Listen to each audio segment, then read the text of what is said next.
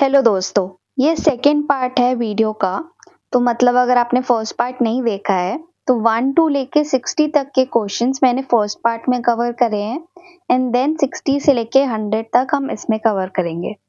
तो अगर आपने फर्स्ट नहीं देखा है तो आप पहले वो देख लेना एंड देन इस वीडियो को देखना।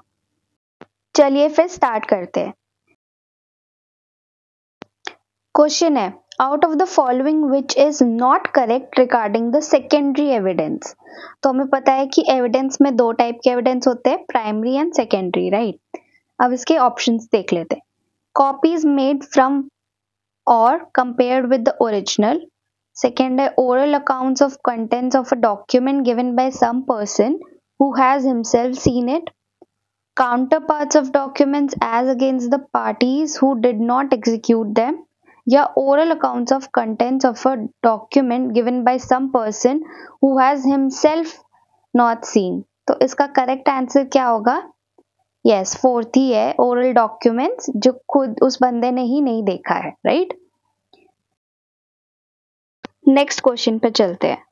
नेक्स्ट क्वेश्चन है हमारा, in which of the following section of Indian Evidence Act 1872 the term conclusive proof is not used. Option है सेक्शन 112, 113, 41 या 111। तो इसका करेक्ट आंसर है सेक्शन 111, राइट। ये सेक्शन क्या कहता है? Proof of good faith in transaction where one party is in relation of active concealment. इसमें कंक्लूसिव प्रूफ का यूज नहीं किया गया है, बाकी में किया गया है, राइट। नेक्स्ट क्वेश्चन पे चलते हैं। नेक्स्ट क्वेश्चन है, under which article of Indian constitution goods and service tax council can be instituted. Options है आर्टिकल 279, 279A, 280 या 281। तो इसका करेक्ट आंसर क्या है? 279A, right. नेक्स्ट क्वेश्चन पे चलते हैं। The term white collar crime was coined by Aristotle, Edwin Sutherland, Immanuel Kant या साल्मन। तो इसका करेक्ट आंसर है एडविन सुदरलैंड। नेक्स्ट क्वेश्चन है हमारा, offence of money laundering is traditional crime, moral crime, white collar crime या social crime. तो इसका correct answer है white collar crime. White collar crimes क्या होते हैं? तो white collar crimes basically non violent crimes होते हैं जिसमें कोई वायलेंस का यूज नहीं किया जाता, बल्कि ये फाइनेंस से रिलेटेड होते हैं, किसी को धोखा देके या मनी को छुपाने के लिए। बेसिकली फाइनेंशियल नेचर्स के होते हैं, जैसे फ्रॉड हो गया, थेफ्ट हो गया, इनसाइडर ट्रेडिंग हो गई, पॉन्जी स्कीम्स वगैरह। तो ये होते हैं हमारे white collar crimes. Next questions देखते हैं। अब जो हमारे पास क्वेश्चंस आएंगे वो होंगे assertions एंड रीजंस वाले क्वेश्चन। इस टाइप के क्वेश्चंस को पहले समझते हैं। तो इनमें बेसिकली आपको 2 स्टेटमेंट्स दिए जाएंगे, एक होगा assertion एंड दूसरा होगा रीजन। सबसे पहले आप दोनों स्टेटमेंट्स को पढ़ोगे एंड पढ़ने के बाद एक एनालिसिस करोगे स्टेटमेंट्स का कि वो सही है कि नहीं, अलग अलग। तो अगर एक भी स्टेटमेंट गलत है तो आपका काम थोड़ा आसान हो जाएगा। सपोज रीजन गलत है तो आप चूज करोगे assertion is correct but reason is not correct, या अगर आपका assertion गलत है और रीजन सही है तो आप चूज करोगे assertion is not correct but reason is correct. लेकिन अगर दोनों स्टेटमेंट सही है फिर आपको चेक करना होगा कि जो assertion में स्टेटमेंट दी है उसका करेक्ट एक्सप्लेनेशन रीजन के स्टेटमेंट में है कि नहीं।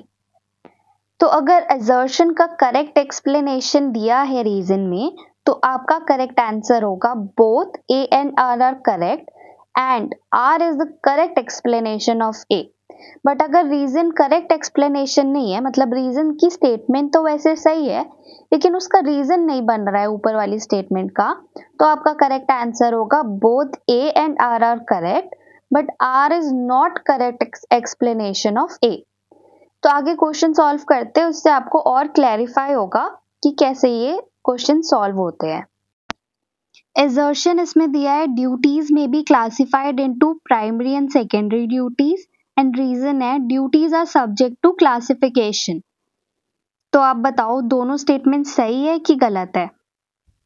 राइट, दोनों स्टेटमेंट्स अपने आप में सही है, पर क्या आर यानी रीजन करेक्ट एक्सप्लेनेशन है ए का कि duties are subject to classification, इसीलिए ड्यूटीज को क्लासिफाई किया जाता है प्राइमरी एंड सेकेंडरी में? नहीं। तो इसका करेक्ट आंसर क्या है?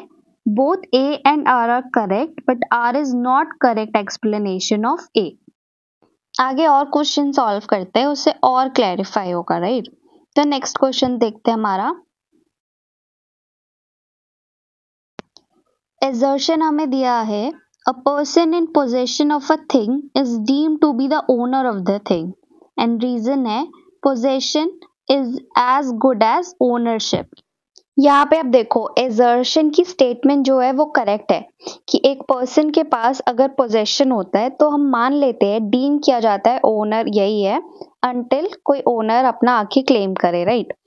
लेकिन पोजेशन का मतलब ये नहीं कि possession is as good as ownership, मतलब ओनरशिप अलग होती है एंड पोजेशन अलग होता है। तो एज गुड एज नहीं होता है, लेकिन डीम्ड होता है कि हाँ, अगर ये पोजेशन में है तो हो सकता है यही ओनर हो, लेकिन दोनों का title as to possession and as to ownership काफी अलग होता है। तो यहाँ पे क्या हुआ, यहाँ पे ये इजी वाला ऑप्शन है, यानी एक स्टेटमेंट सही है, एक स्टेटमेंट गलत है। तो यहाँ का आंसर हुआ A is correct but R is not correct. Next question देखते हैं। नेक्स्ट क्वेश्चन है हमारा, एजर्शन कह रहा है हमारा कि precedent is like a gold in a mine, वही रीजन बोल रहा है it has to be searched in law reports. यहाँ पे अगर आप देखोगे तो दोनों स्टेटमेंट्स अपने आप में करेक्ट है, ठीक है? और अगर आप देखो अब कि रीजन करेक्ट एक्सप्लेनेशन है कि नहीं एजर्शन का, तो यहाँ पे रीजन जो कह रहा है it has to be searched in law reports, ये रीजन सही है क्योंकि ये एजर्शन को पूरा सपोर्ट कर रहा है कि एक गोल्ड माइन की तरह है जहाँ पे आपको लॉ रिपोर्ट्स में ढूंढना पड़ता है, राइट? तो यहाँ पे करेक्ट आंसर क्या होगा?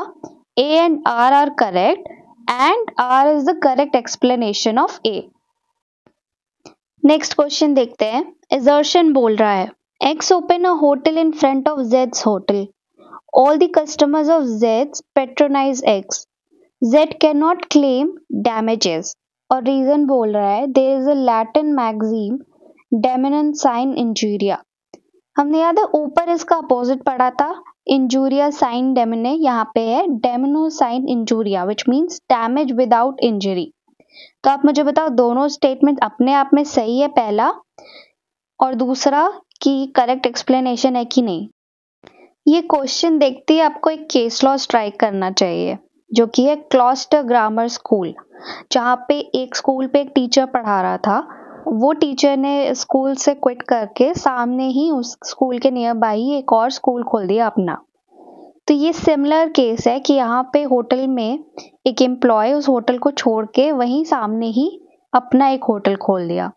तो इसमें क्या होता है कि आप डैमेजेस नहीं क्लेम कर सकते क्योंकि उसने लीगली कुछ गलत नहीं करा, आपको कोई ऐसी इंजरी नहीं पहुंचाई है।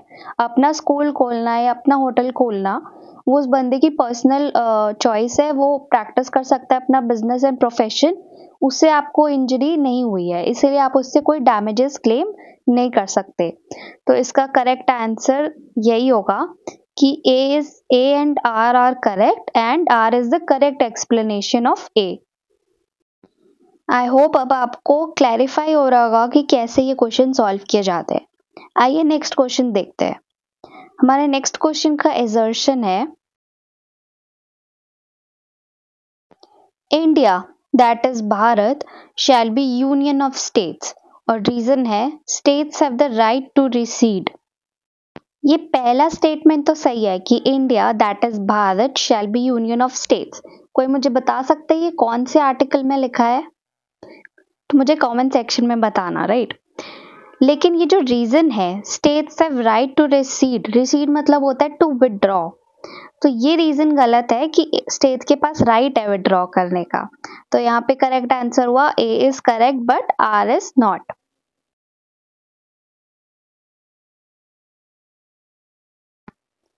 नेक्स्ट क्वेश्चन चलते हैं।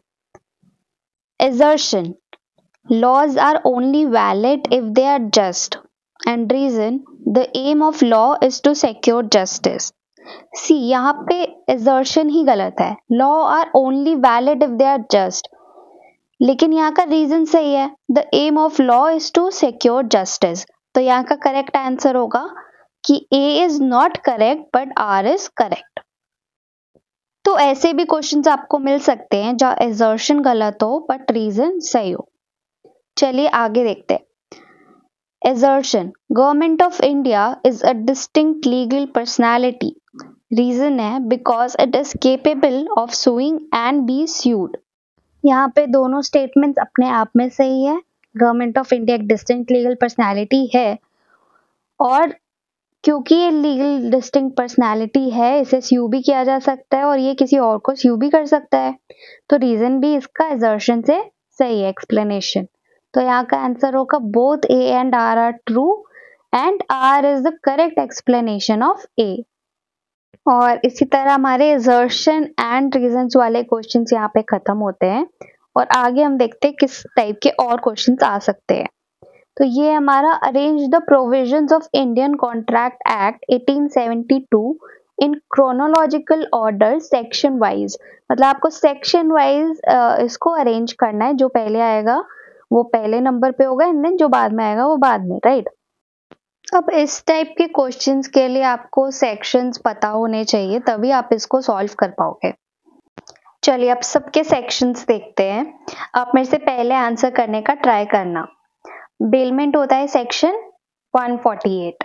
प्लेज होता है सेक्शन 172. एजेंट होता है सेक्शन 182. इंडेमनिटी होता है सेक्शन 124 एंड गारंटी होता है सेक्शन 126. तो इसका करेक्ट ऑर्डर क्या बना? D, E, A, B and C. तो इसका करेक्ट आंसर हुआ ऑप्शन नंबर 2. चलिए नेक्स्ट क्वेश्चन पे चलते हैं. नेक्स्ट क्वेश्चन हमारा ये ड्रॉप कर दिया गया था तो इसको हम डिस्कस नहीं करेंगे क्योंकि इसके काफी कॉन्ट्राडिक्टरी आंसर्स थे. तो नेक्स्ट क्वेश्चन पे चलते हैं. Choose the correct statement and answer. पहला है theft defined under section 378 of IPC. Extortion defined under section 381 of IPC. Robbery is either theft or extortion under section 390 of IPC. Dacoity is defined in section 391 of IPC. And making preparations to commit dacoity is punishable under section 399 of IPC. तो कोई बता सकता है इसमें right answer क्या है? Extortion गलत section दिया हुआ है, बाकी सारे हमारे सही है. तो हमारा आंसर है A, C, D and D, option number 4. पर मुझे कोई बता सकता है एक्सटॉर्शन का करेक्ट सेक्शन क्या है? एक्सटॉर्शन का करेक्ट सेक्शन है सेक्शन 384 ऑफ आईपीसी. चलिए नेक्स्ट क्वेश्चन देखते हैं. Arrange the following articles of constitution of India in correct sequence on first come basis. Powers of Parliament to provide for the establishment of certain additional codes. Special address by the President. Extension of jurisdiction of High Court to Union Territories. Language to be used in Parliament. And powers to carry on trades etc. इसका correct sequence क्या है? इसका correct sequence है हमारा, सबसे पहले special address होगा by president. फिर लैंग्वेज दिया है कि लैंग्वेज कौन सी यूज की जाएगी पार्लियामेंट में. Then extension of jurisdiction of high court to union territories. उसके बाद दिया है power of parliament to provide for establishment of certain additional courts. And last में हमें दिया है power to carry on trades etcetera. तो यहाँ पे हमारा करेक्ट ऑप्शन है option number 2, B, D, C, A, E. Next question है हमारा sequentially arrange the grounds for disqualification under Article 1 or 2 of the Constitution of India. Undischarged insolvent, not a citizen of India, unsound mind, holds any office of profit, disqualified by law made by the Parliament. तो इसको हमें arrange करना है. तो इसका correct sequence क्या होगा? सबसे पहला डिस्क्वालिफिकेशन हमें दिया है holds any office of profit. उसके बाद है अनसाउंड माइंड. उसके बाद है अनडिस्चार्ज्ड इंसॉल्वेंट, उसके बाद है not a citizen of India, and last में है हमारा disqualified by law made by the parliament. तो इसका करेक्ट सीक्वेंस हुआ DCABE, option number 4। Next question देखते हैं। Sequentially arrange the freedom given under Article 19 of Constitution of India। सबसे पहले हमें दिया है स्पीच एंड एक्सप्रेशन, उसके बाद हमें राइट दिया गया है असेंबली का, देन हमें दिया गया है right to form association, then हमें दिया गया है मूवमेंट का राइट, एंड देन हमें दिया गया है रेसिडेंस का राइट। तो करेक्ट सीक्वेंस हो गया AEDCB, ऑप्शन नंबर 3। ये सब आप तभी कर पाओगे जब आपको थोड़ा डिटेल में सारे सेक्शंस सब याद होंगे। चलिए नेक्स्ट पे चलते हैं। Sequentially arrange the sections given in the CRPC 1973। इसका करेक्ट सीक्वेंस होगा, सबसे पहले हमें दिया है legal aid to accused, then हमें दिया है tender of pardon to a compliance, then हमें दिया है कंपाउंडिंग ऑफ ऑफेंस, उसके बाद हमें दिया withdrawal from prosecution, and last में हमें दिया गया है कोर्ट टू बी ओपन। तो इसका करेक्ट सीक्वेंस हुआ DABEC, ऑप्शन नंबर 2। अब जो नेक्स्ट सेट ऑफ क्वेश्चंस हमें मिलेंगे उसमें हमें 2 स्टेटमेंट्स दिए जाएंगे और उन दोनों स्टेटमेंट्स को हमें चेक करके बताना है कि दोनों सही है, एक सही है या कौन सा सही है। ये असर्शन और रीजन से इजी है क्योंकि इसमें आपसे एक्सप्लेनेशन नहीं पूछी जाएगी, अलग अलग आपको देखना पड़ेगा कि कौन सा सही है और कौन सा गलत है। तो चलिए देखते हैं, इसमें बहुत इजी है, ये हम समझ जाएंगे क्वेश्चंस करते करते ही। पहला स्टेटमेंट है freedom of speech and expression is not absolute under Indian constitution, और दूसरा स्टेटमेंट है the state can make laws imposing reasonable restrictions on the exercise of the right of freedom of the speech and expression in interest of public morality. तो इसमें हमें बताना है कि कौन सा मोस्ट अप्रोप्रिएट है, ठीक है। तो यहाँ पे आप देखो तो दोनों ही स्टेटमेंट्स अपने आप में करेक्ट है। इनफैक्ट अगर ये असर्शन रीजन का होता तो R is a correct explanation of AB हम कर सकते थे, लेकिन फिलहाल ये वो क्वेश्चन नहीं है, तो इसका आंसर होगा both the statements are correct, option number 1। चलिए नेक्स्ट क्वेश्चन देखते हैं। नेक्स्ट क्वेश्चन है हमारा statement number 1, Hugo Grotius is father of public international law. Statement number 2, Hugo Grotius discussed about law of war and peace in his book De Jure Bellis Pacis. तो इसका correct answer क्या है? दोनों ही statements अपने आप में correct है, इसलिए दोनों ही स्टेटमेंट्स को हम करेक्ट करके फर्स्ट ऑप्शन चूज करेंगे। नेक्स्ट क्वेश्चन देखते हैं। Statement number 1, a design when registered shall be registered as of the date of the application for registration of design. And statement number 2, when a design is registered, the registered proprietor of the design shall have a copyright in the design during 20 years from date of register. तो यहाँ पे दोनों सही है कि दोनों गलत है कि एक सही है? तो इसका राइट आंसर है पहली स्टेटमेंट सही है लेकिन दूसरी गलत है। क्यों? क्योंकि एक बार अगर डिजाइन रजिस्टर्ड हो जाता है तो उसके 10 इयर्स तक उसे कॉपीराइट मिलती है, जो कि एक्सटेंड हो सकता है 5 मोर इयर्स। तो यहाँ पे सेकंड ऑप्शन गलत है, तो हम चूज करेंगे statement 1 is correct but statement 2 is false, option number 3। चलिए नेक्स्ट क्वेश्चन पे चलते हैं। Statement 1, the share capital of a company limited by share shall be of 2 kinds. Statement 2, the preference share capital with reference to any company limited by share means all the share capital which is not equity share capital. तो यहाँ पे अगर आप देखो तो statement number 1 तो correct है कि share capital of company limited by share shall be of 2 kinds, एक इक्विटी शेयर कैपिटल एंड दूसरा होता है प्रेफरेंस शेयर कैपिटल। पर जो दूसरी स्टेटमेंट है वो गलत है। क्यों?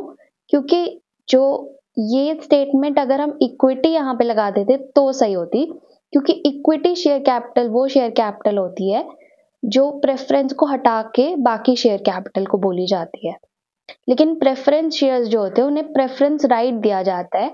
इसीलिए ये स्टेटमेंट जो है वो गलत है और इसीलिए हमारा आंसर हो जाएगा statement 1 is correct but statement 2 is false.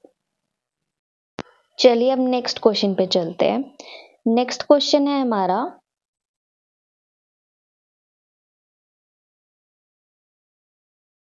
Statement number 1, reverse owner's clause like shall presume has been criticized by many scholars as violative of presumption of innocence. Statement 2, the offences which contain reverse clause do not require the presentation to establish any fact beyond reasonable doubts. तो यहाँ पे देखो आप, तो statement number 1 तो correct है, लेकिन statement number 2 कि रिवर्स ओनर्स क्लॉज को बियॉन्ड रीजनेबल डाउट हमें एस्टैब्लिश करना पड़ेगा, ये फैक्ट गलत है। तो स्टेटमेंट नंबर 2 गलत है। तो हमारा राइट आंसर है statement number 1 is correct but statement 2 is false.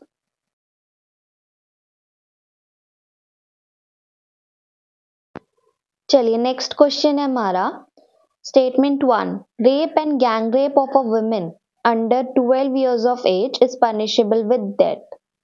Statement 2, gang rape of a woman under 16 years of age is punishable with death. तो इसका करेक्ट आंसर क्या है? यस, स्टेटमेंट नंबर 1 तो सही है कि rape and gang rape under 12 years is punishable with death. कोई इसका सेक्शन मुझे बता सकते कि कौन से सेक्शन में है?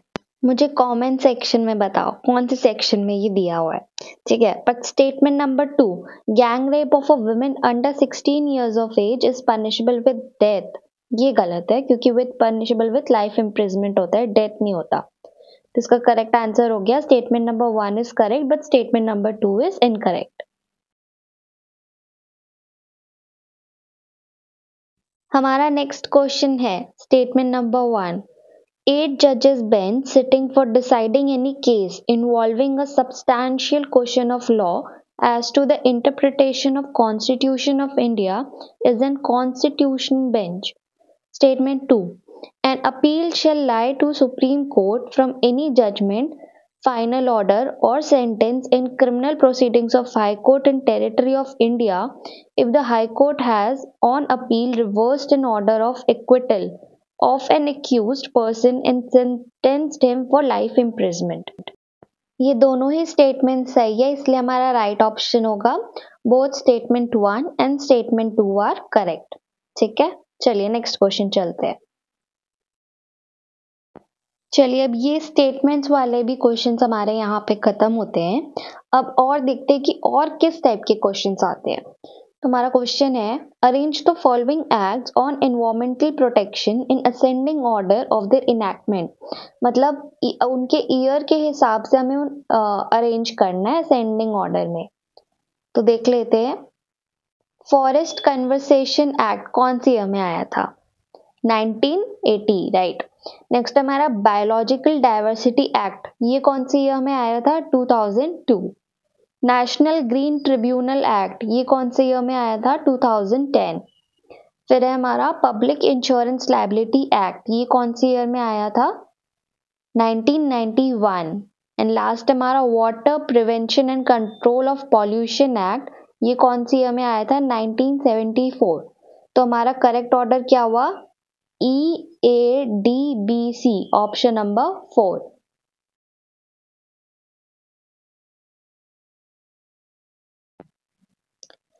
हमारा next question transfer of property act से है। Transfer of property act applicable on the immovable property, movable property, non testamentary instruments, testamentary instruments या फ्यूचर प्रॉपर्टी। देखो ये क्वेश्चन ना एक्चुअली ड्रॉप कर दिया गया था क्योंकि इसका जो राइट आंसर है वो ऑप्शन में ही नहीं है।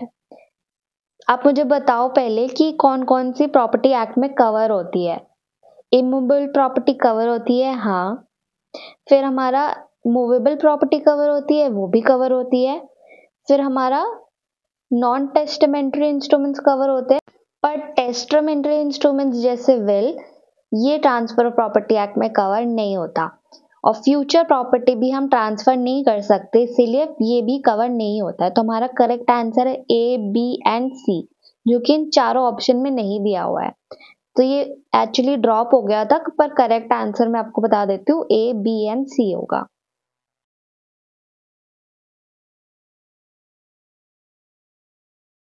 नेक्स्ट क्वेश्चन पे आते हैं। ये इंटरेस्टिंग है क्वेश्चन, तो पहले क्वेश्चन पढ़ते हैं। In order to argue successfully that a defendant has generally been negligent, the complainant must establish there has been breach of duty of care on part of defendant. Claimant owes a duty of care. Breach of duty of care by complainant. The defendant owns a duty of care to complainant, and the breach of duty of care resulted in harm suffered by the claimant. तो इसका correct answer क्या होगा? देखो, Clement को defendant को negligent proof करने के लिए क्या दिखाना पड़ेगा? सबसे पहले वो बताएगा कि जो डिफेंडेंट था उसका एक ड्यूटी ऑफ केयर था टुवर्ड्स क्लेमेंट। फिर वो दिखाएगा ये केयर होने के बाद भी उसने उस ड्यूटी को ब्रीच करा, और फिर वो दिखाएगा कि जो ब्रीच ऑफ ड्यूटी हुई है उसकी वजह से एक हार्म पहुंचा है क्लेमेंट को, जिसके लिए वो डैमेजेस या जो भी वो क्लेम कर रहा है। तो यहाँ पे करेक्ट आंसर होगा हमारा ए, डी एंड ई, यानी ऑप्शन नंबर 3। नेक्स्ट क्वेश्चन पे आते हैं। नेक्स्ट क्वेश्चन है हमारा, identify statements which are related to white collar crimes. White collar crime is committed by person of high status in society. Emotional element is always involved in white collar crimes. Motive behind white collar crime is to take revenge. White collar crimes are committed during pursuing business profession. Object behind commission of white collar crime is to fulfill basic needs. तो यहाँ पे हमारा right option क्या है? White collar crimes generally high status society करते हैं, right. And last है हमारा, white collar crimes are committed during pursuing business profession. तो option number 4, A and D. हमारा नेक्स्ट क्वेश्चन है, parliament can not delegate to executive essential legislative power, non essential legislative power, power of formulation of legislative policy and power to repeal a law. देखिए, parliament जो है essential legislative power तो बिल्कुल delegate नहीं कर सकता, पर जो नॉन एसेंशियल लेजिस्लेटिव पावर है जिसमें ज़्यादा पार्लियामेंट को ध्यान देने की ज़रूरत नहीं है, वहाँ पे वो डेलीगेशन कर सकते हैं। Power of formulation of legislative policy भी वो नहीं कर सकते। एंड लास्ट है power to repeal a law, law ही ख़त्म करने का पावर वो डेलीगेट कैसे कर सकते, क्योंकि वो इसी चीज़ के लिए वहाँ बैठे हैं। तो हमारा राइट ऑप्शन है हमारा option number 2, A, C and D.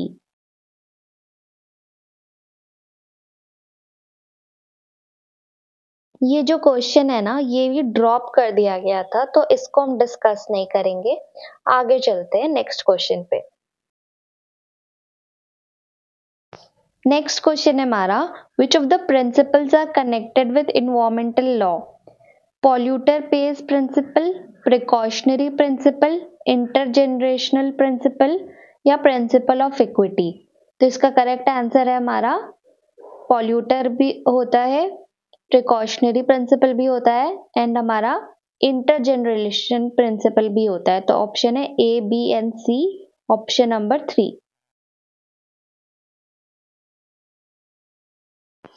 हमारा next question match the following है। तो यहाँ पे हमें मैच करना है कौन किससे रिलेटेड है। प्राइस कोर्स हमारा रिलेटेड है जमोरा केस से, अजाइलम है कॉर्फू चैनल केस से, एक्स्ट्राडिशन है कैस्टियोनी से, and customary international law related है पैक्वेट हबाना केस से। तो अगर आपको एक दो भी आते होंगे तो आप ऑप्शन एलिमिनेट करके कर सकते हो। तो यहाँ पे हमारा राइट ऑप्शन है ऑप्शन नंबर 2। चलिए नेक्स्ट क्वेश्चन देखते हैं। नेक्स्ट भी हमारा मैच द फॉलोइंग ही है। राइट्स ऑफ चाइल्ड है आर्टिकल 24, इक्वालिटी बिफोर लॉ है हमारा आर्टिकल 26, फ्रीडम ऑफ एसोसिएशन होता है हमारा आर्टिकल 22 में, एंड राइट्स ऑफ मिनॉरिटीज होता है आर्टिकल 27 में। तो हमारा जो करेक्ट ऑप्शन है ऑप्शन नंबर 3 है। नेक्स्ट क्वेश्चन है हमारा मैच द फॉलोइंग ही। इसमें हमारा है कमेंसमेंट ऑफ आर्बिट्रल प्रोसीडिंग दिया है हमारे सेक्शन 21 में, फिनैलिटी ऑफ आर्बिट्रल अवार्ड हमें दिया है सेक्शन 35 में, प्लेस ऑफ आर्बिट्रेशन हमारा दिया है सेक्शन 20 में, and time limit for arbitral award हमें दिया है सेक्शन 29A में। तो यहाँ हमारा करेक्ट ऑप्शन है ऑप्शन नंबर 4।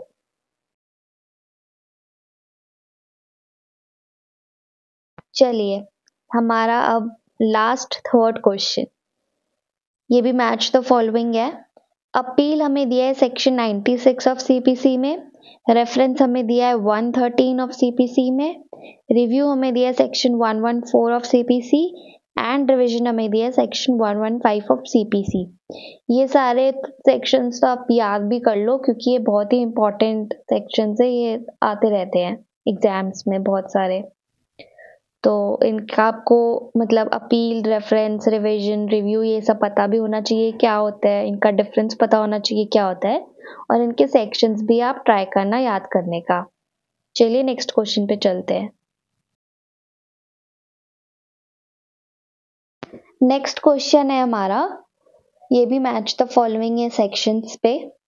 बायोलॉजिकल डाइवर्सिटी हमें दिया है सेक्शन 2 क्लॉज बी में, फिर बायोलॉजिकल रिसोर्सेज हमें दिया है सेक्शन 2 क्लॉज सी में, देन हमें bio survey and bio utilization दिया है सेक्शन 2 क्लॉज डी में, एंड लास्ट हमें बेनिफिट क्लेमर्स हमें दिया है सेक्शन 2 क्लॉज ए में। तो इसका करेक्ट ऑप्शन हो गया हमारा ऑप्शन नंबर 2। चलिए नेक्स्ट क्वेश्चन पे चलते हैं। आज का हमारा last second question, question number 99। अच्छा, ये क्वेश्चन जो है ये भी ड्रॉप कर दिया गया था। ये इसलिए ड्रॉप किया गया था क्योंकि इसका भी ऑप्शन हमें सही ऑर्डर में नहीं दिया है, लेकिन हम ये क्वेश्चन करेंगे। तो आइए देखते हैं। लीडिंग क्वेश्चन जो है वो हमें दिया है सेक्शन 141 में, एग्जामिनेशन इन चीफ हमें दिया है सेक्शन 137 में, विटनेस टू कैरेक्टर हमें दिया है सेक्शन 140 में, एंड ऑर्डर ऑफ एग्जामिनेशन हमें दिया है सेक्शन 138 में। तो इसका करेक्ट सीक्वेंस हुआ A1, B4, C2 and D3, जो कि यहाँ पे नहीं दिया है इसीलिए ड्रॉप कर दिया गया था। तो हमें सही ऑर्डर तो पता चल गया। आ जाते हैं हमारे last question of the day में, क्वेश्चन नंबर 100।